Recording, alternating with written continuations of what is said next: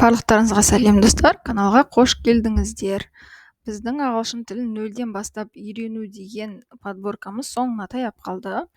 29 немесе 30 сабақпен аяқтаймын. Алдыңғы видеода айтқандай, бастапқы нөлден басталатын бастапқы нулевой уровеньдағы ағылшын тілі бізде осы 30 сабақ жеткілікті. Керекті бастап ағылшын ең алдымен үйреніп жатқан адамдарға керекті базовый нәрселерді сіздерге түсіндірдім.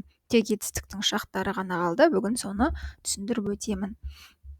Жалпы ағылшын тілінде біздің орыс немесе қазақ тіліндегідей 3 шақ бар, қазіргі, өткен шақ және келер шақ. Олардың әрқайсысы тағы да 4-ке бөлінеді. Ағылшын тілінде қарапайым, яғни simple бар, ұзақ дегені бар, continuous, perfect дегені бар және present perfect дегені бар. Яғни сіз ағылшын тілін нөлден бастап үйреніп жатсаңыз, барлық шақты білудің қажеті жоқ. Тек біз бүгін simple, present simple мен past simple'ды ғана қарастырып өтеміз. Тек осы ғана қажет.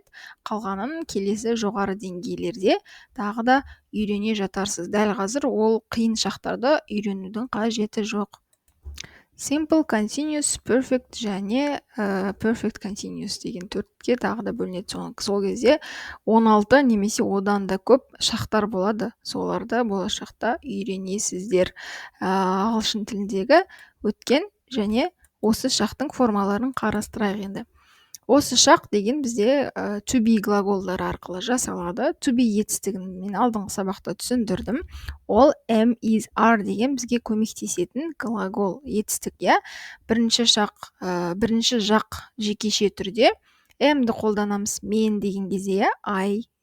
Ал is'ді біз үшінші жақ және жекеше түрде қолданамыз. Are'ды бірінші, екінші, үшінші жақ жекеше және көпше түрде қолданамыз. Мысалы, I деген кезде осы жақта I am Mexican. Мен мексикандықпын дейді.